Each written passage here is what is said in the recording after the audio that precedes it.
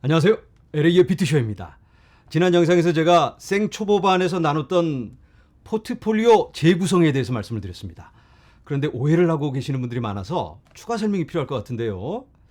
자, 화면에서 보는 이 구성, 이거에 대해서 지난 영상에서 나눴는데, 안정형 비트코인 100%, 일반형 비트코인 70%, 이더리움 30%, 공격형 비트코인 50%, 이더리움 20%, 기타 코인 모든 알트코인을 합쳐서 30%. 이 영상을 보시는 분들 중에 대부분 알트코인 비중이 훨씬 높잖아요. 이 공격형보다도 더 공격형인데, 그런데 이 구성은 생초보를 위한 기준치입니다. 왜냐하면 생초보는 감이 없습니다. 코인이 뭔지도 잘 모르고 일단 코인 투자하면 그냥 뭐 100배 수익 올린다 이런 주위에 얘기를 듣고 진입했다가 이제 와서 아유 공부 좀 해야 되나? 강제 존버를 하고 계시는 분들도 많이 계시고, 그래서 어떤 기준치를 좀 드리면 좋겠다라는 취지로 이렇게 제가 나눠봤는데, 이 공격형 여기에 잠깐 집중을 해보도록 하겠습니다. 이 수치가 제 개인 의견이 아니고 전 세계 모든 투자자들의 평균 포트폴리오다. 남들은 이렇게 투자하고 있다. 비트코인이 50%입니다. 전체 시총에. 전체 시총을 합쳐보면 이렇게 나오는 겁니다. 팩트입니다. 팩트. 그러면 모르시는 분들은 일단 남들 하는 것처럼 접근을 하는데, 그 전에 일단은 비트코인 먼저 안전하게, 잘 모르니까 공부를 하고, 그 다음에 어느 정도 감이 잡히면 알트코인에 만약에 투자를 한다면 이 코인이 도대체 뭘 하려는 건지, 어떤 가능성을 갖고 있는 건지 그걸 좀 파악을 하고 나서 진입을 해도 하는 거죠. 그런데 아무것도 모르는 상태에서 투자를 하고 있다면 정리해야 됩니다. 정리하시고 일단은 비트코인으로 그냥 100% 갈아타시고, 아무것도 모르시는 분들은 그 다음에 공부해 보시고 믿음이 좀 서는데, 될 것 같은데 이 정도는 내가 한번 리스크를 안고 모험적으로 한번 해보겠다, 그러신 분들은 조금씩 늘려가는 겁니다. 그래서 그런 접근을 하면 좋겠다라는 취지에서 이렇게 말씀을 드렸는데, 모두를 위한 건 아니에요. 이 영상을 보시는 분들 중에 특정 코인에 비중이 많은 그런 분들이 많이 계십니다. 그분들은 그 리스크까지 인지하고 접근을 하시는 거죠. 그게 아니면 곤란하고, 그렇다면 본인이 어느 정도 믿고 있는 거니까 그런 부분에 대해서는 비중을 좀 더 크게 가져갈 수도 있는 겁니다. 제가 유튜브 영상에서 좀 정리를 하셔야 됩니다. 비트코인 비중을 이만큼 담아야 됩니다. 여러분들 알트 정리하세요, 이런 말씀을 못 드립니다. 왜냐? 책임을 못 지니까. 제가 이거 보여드리고 나서 내일 갑자기 알트 팍 떡상하면 어떻게 해요? 책임 못 져요.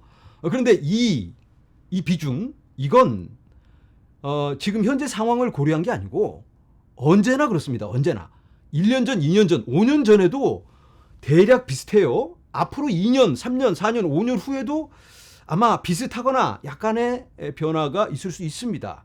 그래서 이걸 어느 정도 기준치다 생각하시고 여기에서 본인에 맞게 조금씩 수정을 하면 좋겠다, 이런 생각이 듭니다. 자, 계속해서 어느 분이 이런 질문을 주셨는데, 질문에 대해서도 한번 답해 보도록 하겠습니다. 현 시점에서 포트폴리오 재구성이라는 강수는 혹시 슈아님께서 바라보는 코인 시장이 몇 년 전과 많이 바뀌거나 달라질 것으로 보이기에 대응을 못한 사람들도 재구성을 하라는 말씀인지 궁금합니다. 슈아님의 구독자 대부분이 현재 최소 50% 이상 알트로 손실을 보고 있을 텐데, 그 손해를 감수하고서라도 비트 이더의 비중을 높여야 할 만한 상황을 슈아님은 인지하고 계시는지 궁금합니다. 작게는 몇십만 원부터 크게는 몇 억 단위의 돈을 투자했을 투자자들이 손해를 감수하고서라도 포트폴리오를 재구성해야만 하는 이유와 그 시점이 현재인지 궁금하네요.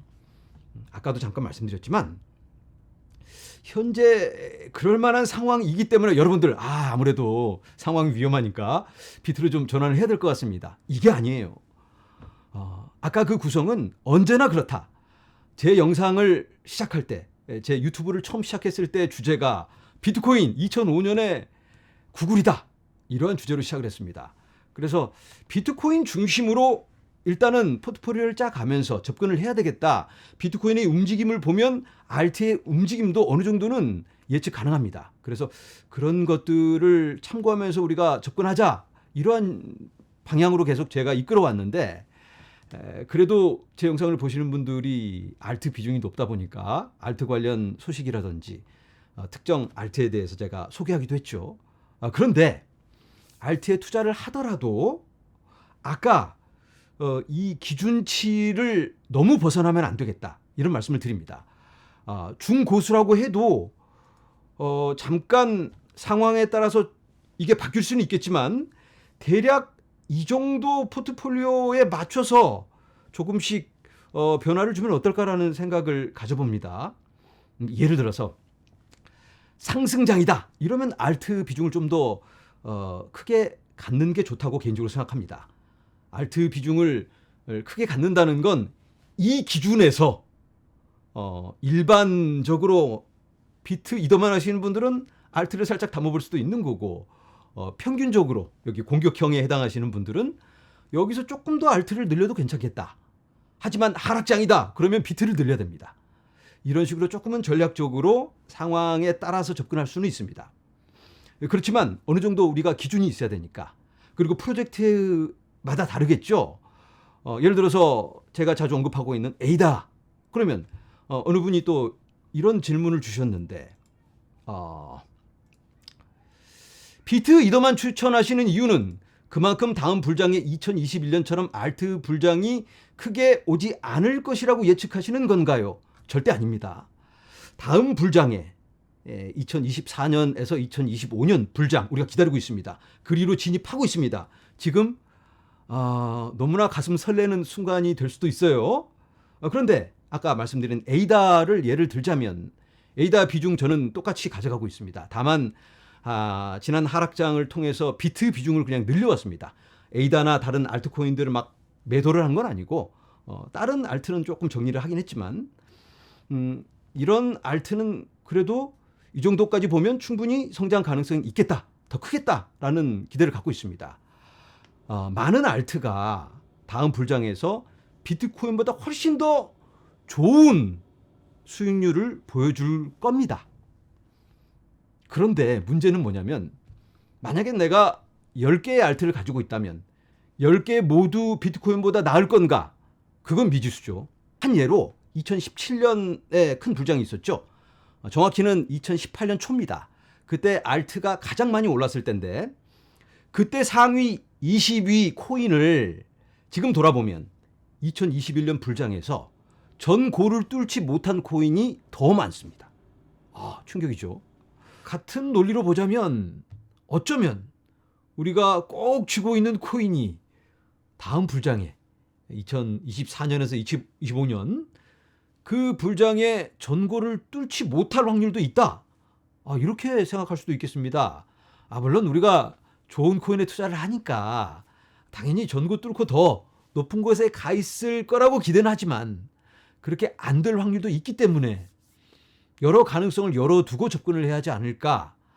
그리고 또 만약에 전고를 뚫고 팍 올라갔다고 쳐도 우리가 최고점에 팔 수가 있을까요?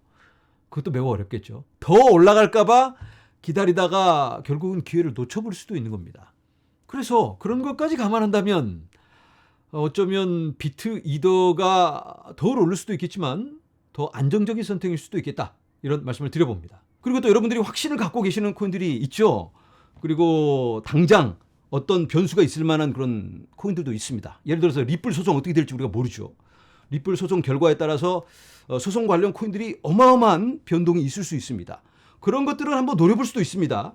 하지만 다른 가능성도 열어두고 접근을 해야 되겠죠.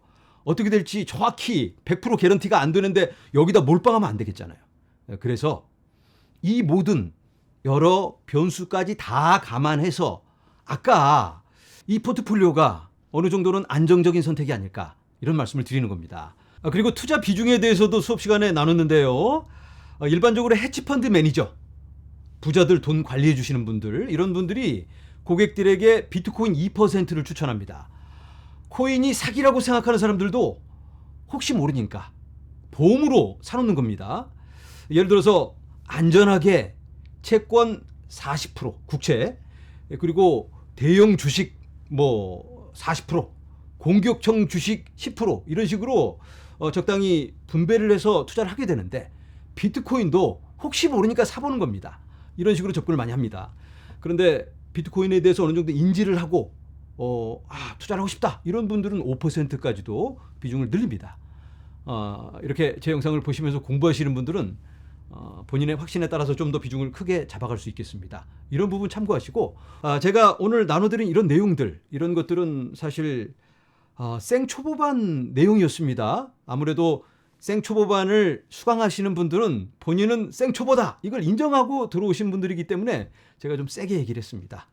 그런데 이 영상을 보시는 분들은 처지가 다 다르잖아요. 투자 성향도 다르고 그래서 본인에게 맞는 투자 방법 그리고 전략 잘 신중하게 생각하셔서 좋은 결정 내리시면 좋을 것 같습니다. 오늘은 여기서 인사드립니다. 여러분 감사합니다.